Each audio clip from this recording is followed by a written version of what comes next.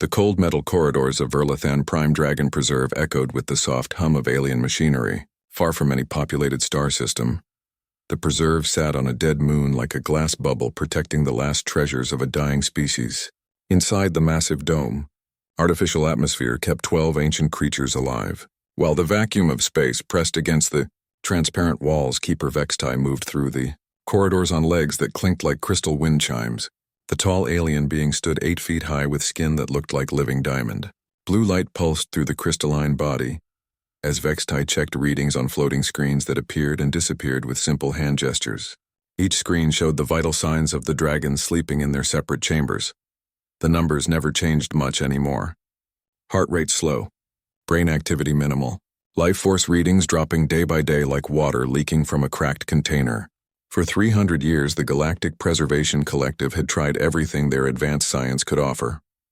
The best doctors from 17 different species had examined the dragons. Expensive medicines had been tried.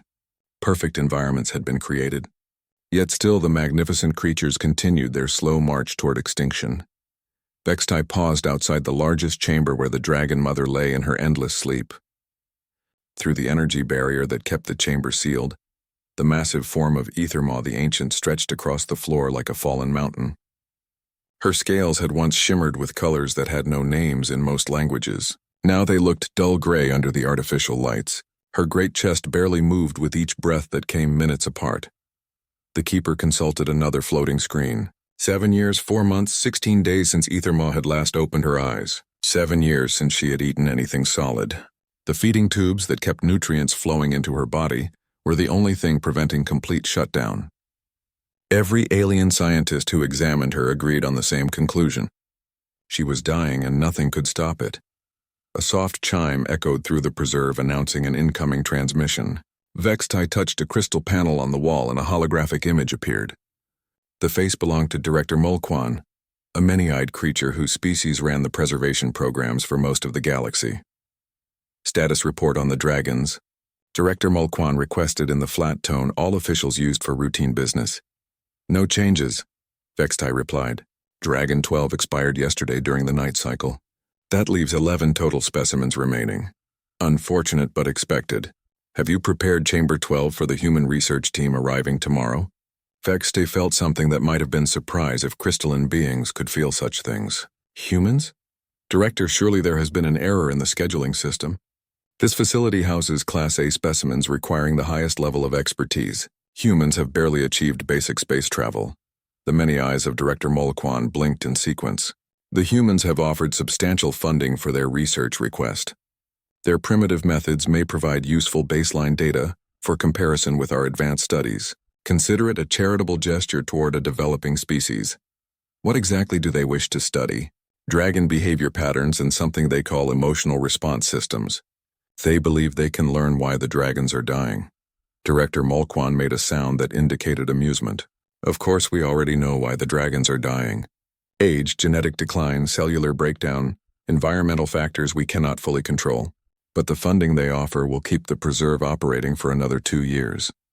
After the transmission ended, Vextai returned to monitoring the dragons. The Keeper had worked at the preserve for 60 years and had watched over 40 dragons die during that time. Each death followed the same pattern. First came the loss of appetite, then decreased activity. Then long periods of sleep that grew longer and deeper until finally the great heart stopped beating altogether. The alien scientists had tried everything.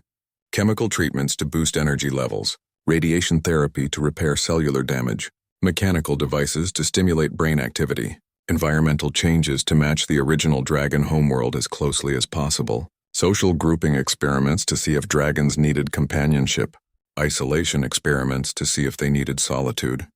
Nothing worked. The dragons had been magnificent once.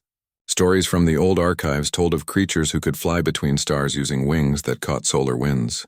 They had been guardians and protectors of smaller species throughout the galaxy. Their intelligence had been vast and their wisdom legendary. Some archives even suggested they had been able to communicate across space without technology, sharing thoughts and emotions through means no other species understood. But those days were long gone. The last wild dragon had died 3 centuries ago. Only these preserved specimens remained. sleeping away their final years in climate-controlled chambers, while teams of alien scientists took notes and measurements that led nowhere. Vextai checked the time display. The human research vessel would arrive in 18 hours. The keeper had prepared the smallest guest quarters, expecting perhaps 2 or 3 researchers with basic equipment. Humans were known to be small creatures with short lifespans and limited technology. Whatever they hoped to accomplish would likely be completed quickly, so they could return to their home system. Walking past each dragon chamber, Vextai performed the evening routine, checking air filtration systems, monitoring nutrient delivery tubes, recording vital signs that showed the same slow decline as always. In Chamber 7, Windcaller the Swift barely lifted his great head when the keeper approached. In Chamber 3, Starweaver the Wise kept her eyes closed even when the feeding systems activated. But it was Chamber 1 that made Vextai pause longest. Ethermaw the Ancient, called the Dragon Mother because she had been the last to successfully reproduce, lay as still as carved stone. Her massive form took up most of the chamber. Wings that had once carried her between planets were now folded uselessly against her sides. The great head that had once held wisdom spanning millennia rested heavily on the chamber floor. All monitoring systems agreed. Brain activity at minimum levels. Response to stimulation non-existent. Cellular regeneration had ceased. By every measure known to galactic science, Ethermaw was already gone in all ways that mattered. Her body continued basic functions, but the mind, the spirit, whatever had made her truly alive, had departed long ago. Tomorrow the humans would arrive with their primitive instruments and their simple theories. They would take their measurements and make their observations and eventually return home with data that would mean nothing. Then the preserve would continue its quiet vigil over the dying dragons, until the last one finally stopped breathing, and the species passed into extinction. Vextai dimmed the corridor lights for the night cycle and retreated to the keeper's station to monitor the dragons through the long hours until dawn came to the dead moon once again. The Galactic Preservation Collective maintains the last dragon, preserve on the remote moon of Verlathan Prime. For 3 centuries, the ancient draconic species has been slowly dying out, despite the best efforts of alien xenobiologists and keepers from across the galaxy. Keeper Vextai, a crystalline being from the Andorian sector, oversees the preserve with clinical detachment. The preserve houses 12 dragons, but their numbers dwindle each passing cycle. The dragons have not reproduced in over 50 years, and their life force seems to be ebbing away for reasons no advanced civilization can comprehend. The crown jewel of the preserve is Ethermaw the Ancient, the last dragon mother, a magnificent creature whose scales shimmer like captured starlight. She has been in a catatonic state for 7 years, her massive form barely breathing, her once brilliant eyes now dim and lifeless. When the human research vessel Harmony's Edge requests permission to study the dragons, Keeper Vextai reluctantly agrees. Humans are considered a primitive species, barely having achieved interstellar travel, but their request comes with significant funding for the preserve. The human team arrives. Dr. Hyun-Woo Park, a xenobiologist, Dr. Yoonji Kim, a behavioral specialist, and Dr. Park's 8-year-old son Do-hyun, who wasn't supposed to be on the expedition but had to come due to emergency childcare issues back on Earth. The human research vessel Harmony's Edge looked like a metal box with engines attached compared to the sleek alien ships that usually visited the preserve. It landed with more noise and vibration than Keeper Vextai expected. Through the observation windows, the crystalline being watched, 3 figures emerged from the crude but functional spacecraft. 2 adults walked with the careful steps of people trying to look professional in an unfamiliar place. The man carried a bag filled with simple scanning devices. The woman held a data tablet and kept looking around with wide eyes at the alien architecture. But it was the 3rd figure that made Vextai pause in confusion. A small human child bounced down the ship's ramp with energy that seemed to fill the landing bay. The child looked around 8 years old by human standards and moved with the fearless curiosity that only young creatures possessed. While the adults checked their equipment and spoke in quiet voices, the child ran in circles simply because there was space to run. Dr. Hyun-Woo Park approached the keeper with his son Do-hyun trailing close behind. The man's face showed embarrassment as he tried to explain the unexpected passenger. Keeper Vextai, I apologize for the change in our research team composition. My wife had a medical emergency and my son could not stay on Earth. I promise he will not interfere with our scientific work. Vexatai studied the small human with interest. In 60 years of working at the preserve, no children had ever visited. Most species considered their young too precious to risk near dangerous specimens. The fact that humans would bring a child to a facility housing creatures that could crush buildings suggested either remarkable confidence or remarkable foolishness. "Thuri, child understands the safety protocols?" Vextai asked. "Do-hyun knows to stay with me at all times and never touch anything without permission," Dr. Park assured the keeper. But even as his father spoke, Do-hyun had wandered away to examine a wall panel covered with alien symbols that shifted colors when he moved his hand near them. The child laughed with delight when the patterns changed from blue to green to purple in response to his movements. Dr. Yoonji Kim, the behavioral specialist, approached with her own equipment. "We're very grateful for this opportunity. Human science may be primitive compared to galactic standards, but we've had success studying emotional connections between species on our home planet." Vextai led the humans through the preserve corridors while explaining the facility's operations. The dragons lived in individual chambers designed to meet their specific needs. Each chamber maintained perfect temperature, humidity, and atmospheric composition. Feeding systems delivered precisely measured nutrients. Medical monitoring tracked every biological function. Waste disposal systems kept the environments completely clean. "It sounds like a hospital," Dr. Kim observed.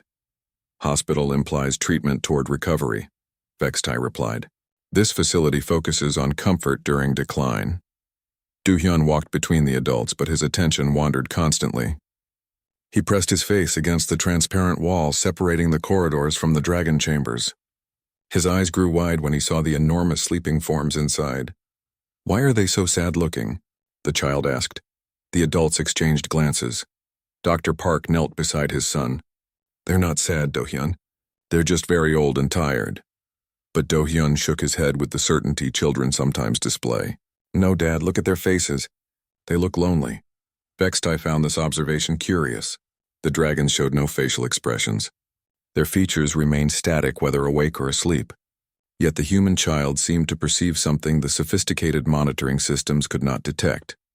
The tour continued through 11 chambers. In each one, a dragon lay motionless except for the slow rise and fall of breathing. Some kept their eyes closed completely. Others stared at nothing with blank gazes that showed no awareness of the world around them. The humans took readings with their simple instruments, while Vextai provided data from the preserve's advanced systems. Brain activity is minimal across all specimens, the keeper explained while showing them readouts on floating screens. Neurological function has decreased by 80% over the past 50 years. Physical health remains stable only because of medical support systems. Dr. Kim studied the data with growing confusion, but there's no clear medical cause for the decline. No disease, no genetic disorders, no environmental toxins. They should be healthy. Galactic science has reached the same conclusion. The dragons are dying for reasons we cannot identify or treat. Do-hyun had stopped listening to the adult conversation. Instead, he stood pressed against the barrier to Chamber 5. Watching a dragon called Moon Whisper the Gentle. The dragon's eyes were half open but showed no response to the child's presence. Yet Do-hyun waved at her as if expecting her to wave back. "She wants to play," Do-hyun announced to the adults. Dr. Park looked at the motionless dragon. "I don't think so, son. She's sleeping." "Not sleeping. Different kind of sleeping, like when Grandma got really sad after Grandpa died and wouldn't get out of bed even though nothing was wrong with her body." This comment made both human adults pause. Dr. Kim looked at her colleague with raised eyebrows. "Depression? In dragons?" "Impossible," Vextai stated firmly. "Dragons are not social creatures requiring emotional stimulation. They are solitary beings content with isolation." But Do-hyun was already moving to the next chamber. At each one he stopped and stared at the sleeping dragons with intense concentration. Sometimes he pressed both hands against the barrier walls. Sometimes he made soft sounds like he was trying to call to them. The dragons showed no response to his presence, but the child seemed convinced they were aware of him somehow. When they reached Chamber 1 containing Ethermaw the Ancient, Do-hyun became very still. The dragon mother's massive form dominated the space like a small mountain. Her scales had once been described as holding the light of distant stars. but now they looked gray and dull under the artificial illumination. "She's the saddest one," Do-hyun whispered. Vextai consulted the monitoring data.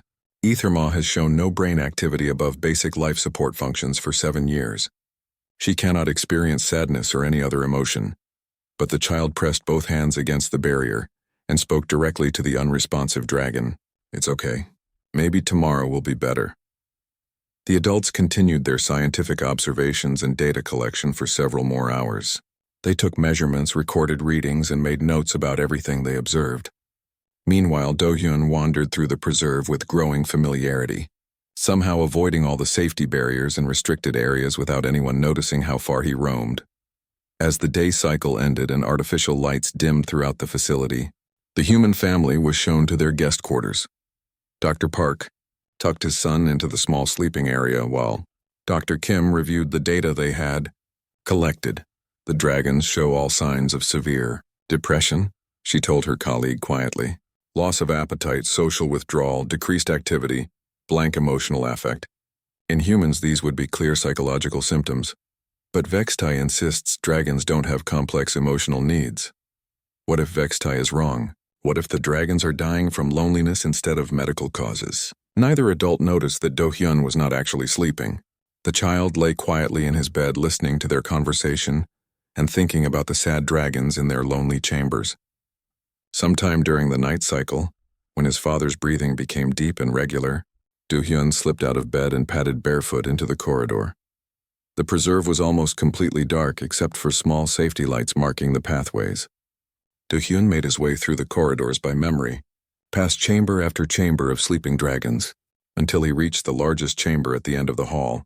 Etherma the Ancient lay exactly as she had during the day, motionless, silent, alone. The Galactic Preservation. Collective maintains the last dragon preserve on the remote moon of Verlithen Prime. For 3 centuries, the ancient draconic species has been slowly dying out despite the best efforts of alien xenobiologists and keepers from across the galaxy. Keeper Vextai, a crystalline being from the Andorian sector, oversees the preserve with clinical detachment. The preserve houses 12 dragons, but their numbers dwindle each passing cycle. The dragons have not reproduced in over 50 years, and their life force seems to be ebbing away for reasons no advanced civilization can comprehend. The crown jewel of the preserve is Etherma the Ancient, the last dragon mother, a magnificent creature whose scales shimmer like captured starlight. She has been in a catatonic state for 7 years, her massive form barely breathing, her once brilliant eyes now dim and lifeless. When the human research vessel Harmony's Edge requests permission to study the dragons, Keeper Vextai reluctantly agrees. Humans are considered a primitive species, barely having achieved interstellar travel, but their request comes with significant funding for the preserve. The human team arrives: Dr. Hyun-woo Park, a xenobiologist, Dr. Eun-ji Kim, a behavioral specialist, and Dr. Park's 8-year-old son Do-hyun, who wasn't supposed to be on the expedition but had to come due to emergency childcare issues back on Earth. Do-hyun stood in the darkened corridor staring through the energy barrier at the Dragon Mother. The massive creature filled most of the chamber like a sleeping mountain covered in scales that had forgotten how to shine. Her great head rested on the floor with eyes closed so tightly they seemed sealed forever. The child pressed his small hands against the warm energy field that kept the chamber sealed. He could feel a gentle tingling where his skin touched the barrier, but it did not hurt or push him away. The field was designed to contain large, powerful creatures, not to stop small, curious children. "Hi," Do-hyun whispered to the unmoving dragon. "I'm Do-hyun. I came to visit because you looked really lonely today." Etherma showed no response. Her breathing came so slowly that several minutes passed between each rise and fall of her massive chest. The monitoring systems around the chamber continued their quiet humming and beeping, recording the same flat readings they had shown for 7 years.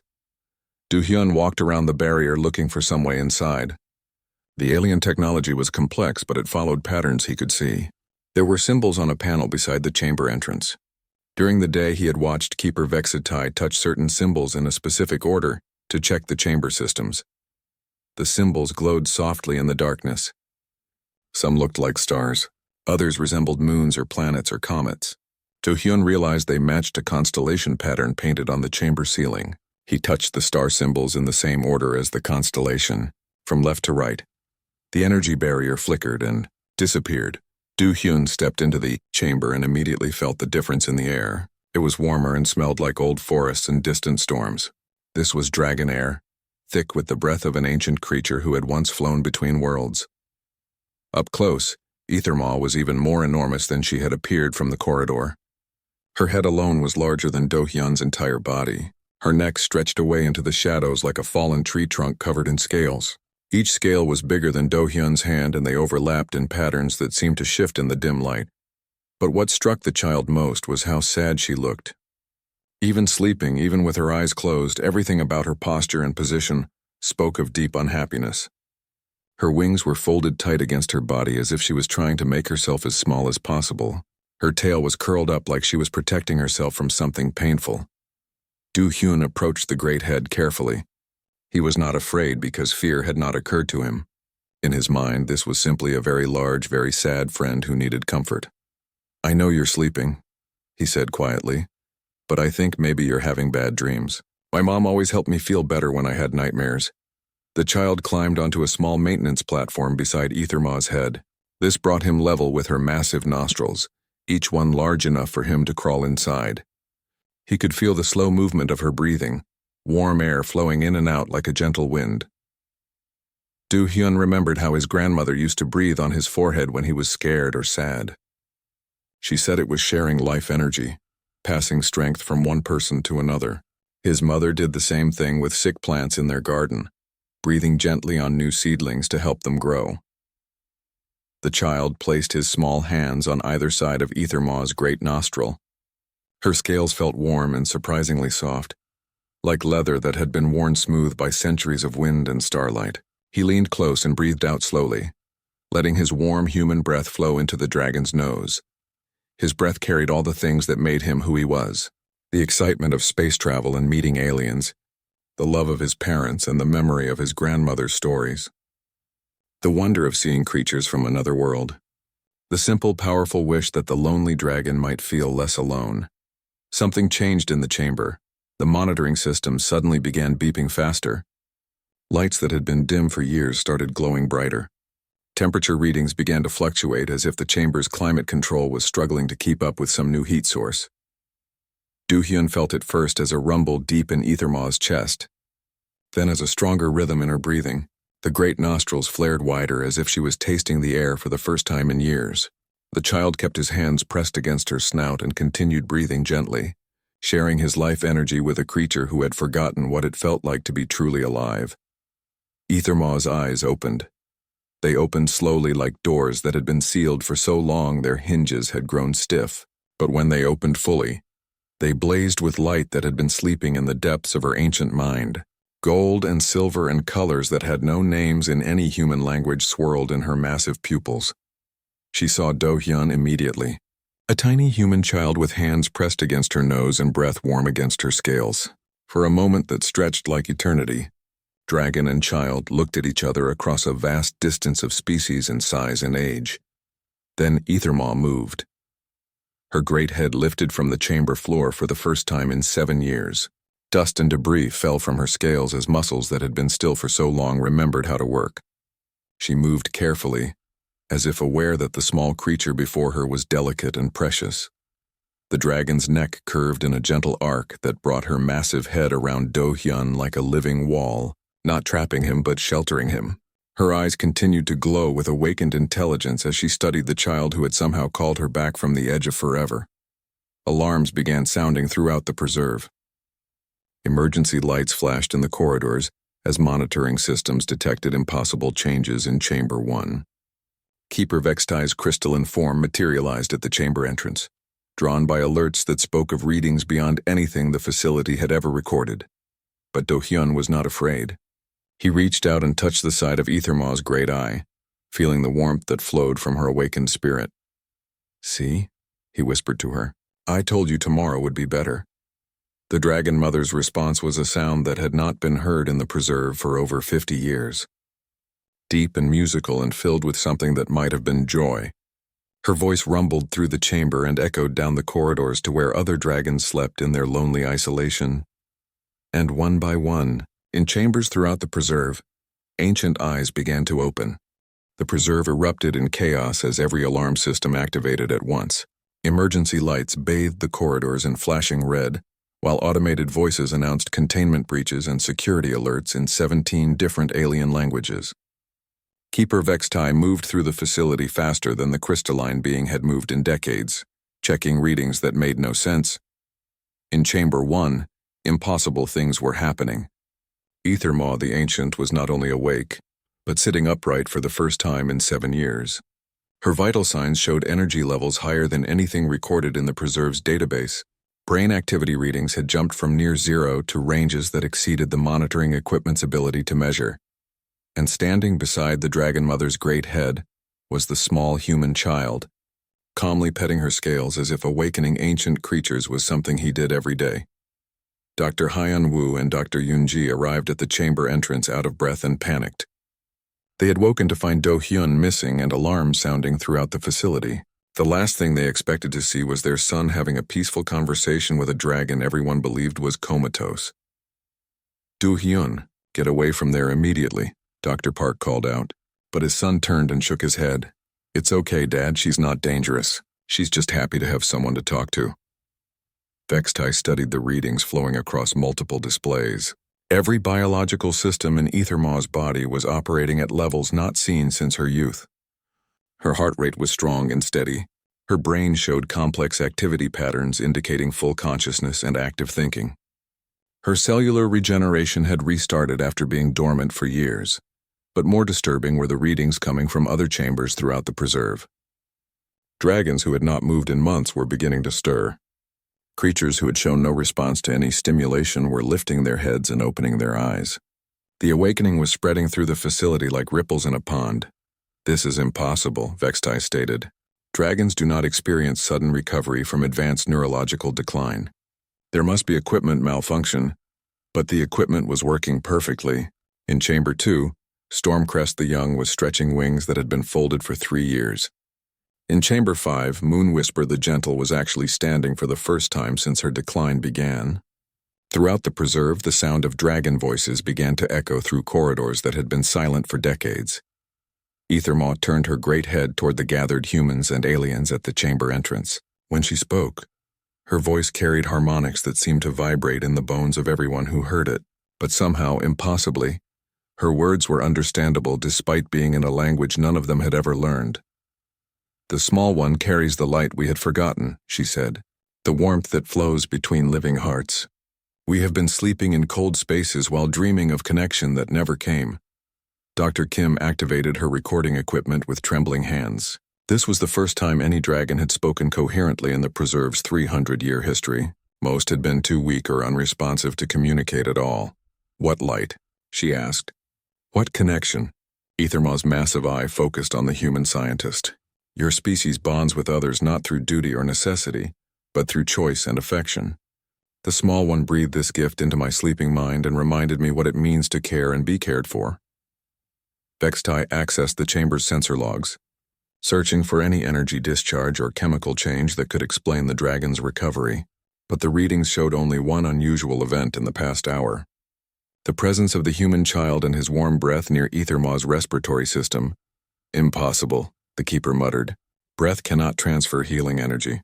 Human exhalation contains only carbon dioxide, water vapor, and trace organic compounds. But Do-hyun was already explaining it in the simple way that children understand complicated things. She wasn't sick in her body. She was sick in her heart because nobody ever told her they cared about her. So I showed her that somebody did care.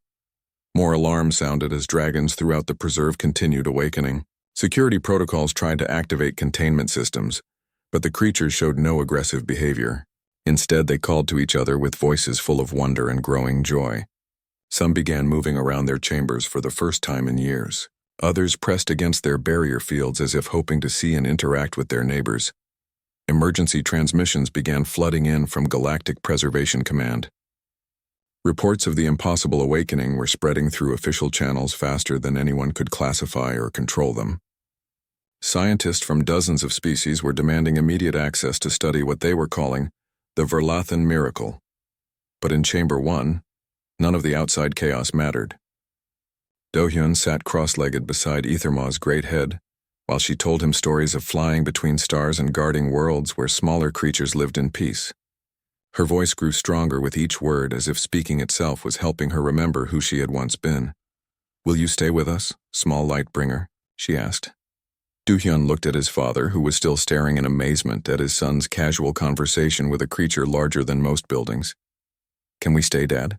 They've been lonely for so long and they don't want to be alone anymore." Dr. Park found his voice after several attempts. "Do-hyun, we have to go home eventually. Our ship, our work, your school." But Ethermaw spoke again, this time addressing all the humans.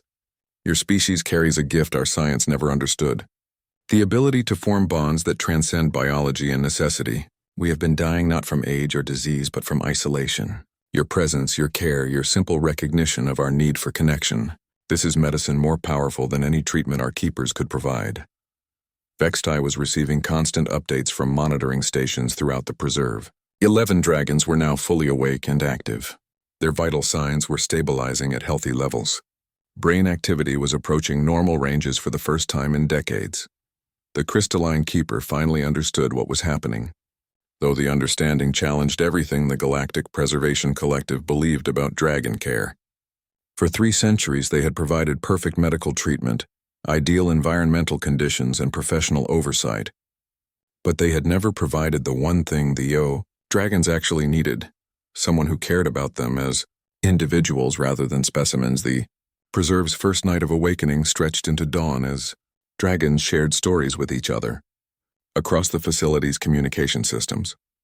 Their voices blended in harmonies that spoke of joy and renewed hope. And in Chamber 1, a small human child fell asleep curled against the warm scales of an ancient dragon mother who hummed lullabies in languages older than most stars. 3 days after the Great Awakening, Verlathan Prime Dragon Preserve had become the most watched location in the galaxy. Ships from every major species arrived hourly carrying scientists, officials, and researchers desperate to understand how a human child had accomplished what centuries of advanced alien medicine could not. Counselor Deckmore of the Galactic Science Directorate stood in the preserve's main observation hall watching dragons move freely through chambers they had barely stirred in for years. The tall, gray-skinned official's forearms gestured constantly as he spoke with increasing agitation to the assembled team of xenobiologists. "There must be a scientific explanation," Deckmore insisted for the 100th time. "Advanced species do not recover from terminal neurological decline because a primitive child breathes on them. Find the real cause." Dr. Saneth, a many-tentacled researcher from the Oceanic Collective, consulted readings from instruments more sophisticated than anything the human team carried. "Counselor, we have detected no energy discharges, no chemical transfers, no electromagnetic anomalies. The only measurable change was the introduction of human respiratory output into the Dragon Mother's breathing system. Then your instruments are inadequate." But the instruments were working perfectly. Teams of alien scientists had run every test their advanced civilizations could devise. They had analyzed air samples, studied video recordings, measured quantum fluctuations, and examined cellular changes at the molecular level. The dragons were undeniably healthy and recovering rapidly, but the mechanism for their healing remained completely mysterious to galactic science. Meanwhile, Do-hyun spent his days moving freely through the preserve while dragons competed for his attention. Ethermaw remained his closest friend, but Stormcrest the Young had developed a particular fondness for playing games that involved the child riding on the dragon's back around his chamber. Moonwhisper the Gentle had learned to create complex patterns of colored light using her breath, entertaining Do-hyun for hours with what amounted to dragon magic shows.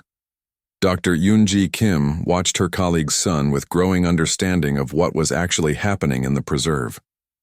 She had spent years studying animal behavior and emotional intelligence, but she was witnessing something beyond anything in her textbooks.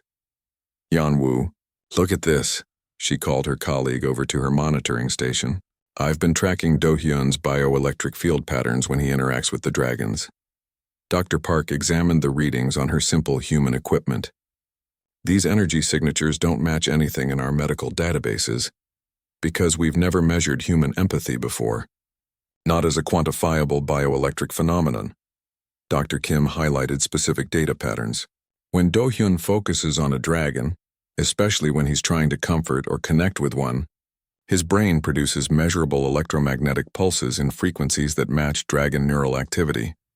You're suggesting he's actually communicating with them telepathically, not telepathically, empathically. He's broadcasting emotional states that dragons can perceive and respond to. It's like he's showing them what caring feels like by actually sharing the feeling itself. This was exactly what the alien scientists did not want to hear. Emotions were considered primitive biological reactions that advanced species had evolved beyond. The idea that emotional connection could have measurable physical effects challenged the foundation of galactic scientific understanding. Counselor Thekmore reviewed Dr. Kim's data with visible skepticism.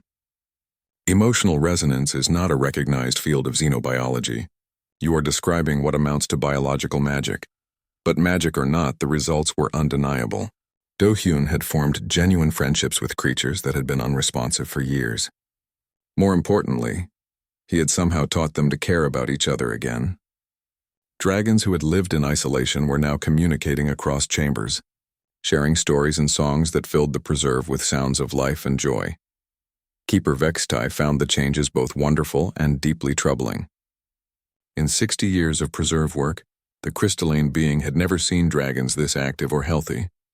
But it challenged everything Vextai understood about proper specimen care. The dragons are requesting changes to their living arrangements, Vextai reported to the assembled scientists. They wish to share chambers so they can have direct contact with each other. They want their barrier fields removed so they can move freely throughout the preserve. They are asking for changes that violate every established safety protocol. Give them what they want, Do-hyun said from where he sat beside Ethermaw's great head. The Dragon Mother had been moved to the preserve's central courtyard so she could see and interact with the other dragons, while still having room for her massive form. Child, you do not understand the complexities of maintaining a preservation facility, Counselor Thekmore responded with patronizing patience. These creatures require controlled environments and professional oversight. But Ethermaw spoke for herself, her voice carrying easily across the courtyard. We require what all living beings require: connection, community, the knowledge that others care whether we live or die. She turned her great eye toward the alien officials. For 3 centuries you have kept our bodies alive while allowing our spirits to wither. The small Lightbringer has reminded us what it means to truly live. The political implications of the Dragon Awakening were becoming clear to everyone. If humans possessed unique abilities to connect with other species, it would fundamentally change their status in the galactic community. Species that had dismissed them as primitive would be forced to recognize them as possessing something. No amount of technology could replicate. Dr. Kim presented her findings to the assembled scientists with growing confidence. Human beings evolved as social creatures who survived through cooperation and emotional bonding. We developed neural pathways that allow us to sense and respond to the emotional states of others, even across species barriers. We call it empathy, but it's actually a measurable biological function. And the dragons? Asked Dr. Sanath. Dragons are ancient creatures with highly developed emotional intelligence. They once lived in complex social groups and maintained relationships across vast distances. But isolation in the preserve had gradually shut down their social bonding systems. Do-hyun essentially reactivated neural pathways that had been dormant for decades. The preserve continued to transform as barriers between chambers were removed and dragons began interacting freely for the first time in centuries. They moved through the facility like old friends reuniting after long separations, sharing stories and rebuilding relationships that had been severed by well-meaning but misguided isolation protocols. And at the center of it all, a small human child played games and told stories and shared the simple gift of caring about others without expecting anything in return. He had taught an entire species to remember what it meant to be alive. 6 months after the Great Awakening, Verlathan Prime Dragon Preserve had become something no one could have imagined. The sterile hospital-like facility had transformed into a thriving community where humans and dragons lived together in partnership rather than as keepers and specimens. The changes were visible everywhere. Gardens now grew in courtyards where dragons and human families worked together to cultivate plants from both Earth and the dragon's original homeworld. Children played elaborate games that involved riding on dragon backs and learning to create the colored light patterns that dragons used for artistic expression. Adults from both species collaborated on projects that combined human emotional intelligence with dragon wisdom accumulated over millennia. Do Hyun, now 9 years old, had become something like an ambassador between the two species. His special friendship with Ethermaw had evolved into a relationship that amazed everyone who witnessed it. The Dragon Mother had appointed herself as his protector and teacher, sharing knowledge of star navigation, planetary ecology, and the deep history of the galaxy that dragons had witnessed across their long lives. But Do-hyun was no longer the only human child forming bonds with dragons. His younger sister Jin-ae had arrived with the second wave of families and immediately connected with Stormcrest the Young. The dragon, who was only 300 years old and therefore considered barely an adolescent by dragon standards, delighted in having a playmate who matched his enthusiasm for exploration and adventure. Minho, another child from the growing human community, had surprised everyone by forming a friendship with Voidwing the eldest, an ancient dragon who had seemed the most withdrawn and difficult to reach. But Minho's patient, quiet approach had eventually drawn the old dragon into conversation, and now they spent hours together in what appeared to be deep philosophical discussions about the nature of time and existence. The success of the human-dragon partnerships had attracted attention from across the galaxy. Other preservation facilities dealing with declining species had begun requesting human companion families for their own programs. Early reports suggested that human empathic abilities were helping not just dragons but a variety of species that had been slowly dying in isolation. Keeper Vextai had initially struggled with the dramatic changes to established protocols, but the crystalline being had gradually learned to appreciate the emotional connections that made the preserve flourish. While Vextai could not replicate human empathy, the Keeper had developed what humans called bedside manner, taking time to interact with dragons as individuals rather than simply monitoring their biological functions. The human approach challenges our understanding of proper care, Vextai reported to the Galactic Preservation Collective during a routine evaluation, but the results cannot be disputed. All 12 dragons are healthy and active. 3 breeding pairs have formed and are showing signs of preparing to reproduce for the first time in 60 years. This last development had sent shockwaves through the scientific community. Dragon reproduction was so rare that most xenobiologists had never witnessed it. The fact that dragons were now considering having offspring suggested their recovery was complete in ways that went far beyond mere physical health. The breeding pairs had chosen locations throughout the preserve for their nesting sites. Ethermaw and Skyrender the Bold had claimed a large chamber filled with the crystalline formations that dragon eggs required for proper development. Their courtship involved elaborate aerial displays that took place in the preserve's expanded flight areas, magnificent demonstrations of grace and power that left human observers speechless with wonder.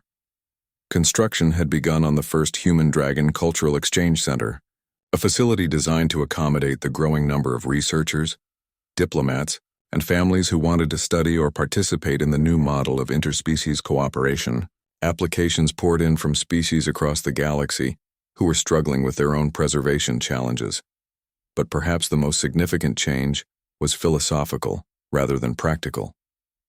The Galactic Science Directorate had been forced to acknowledge that emotional intelligence and empathic connection represented genuine forms of advanced capability, not primitive traits to be evolved beyond.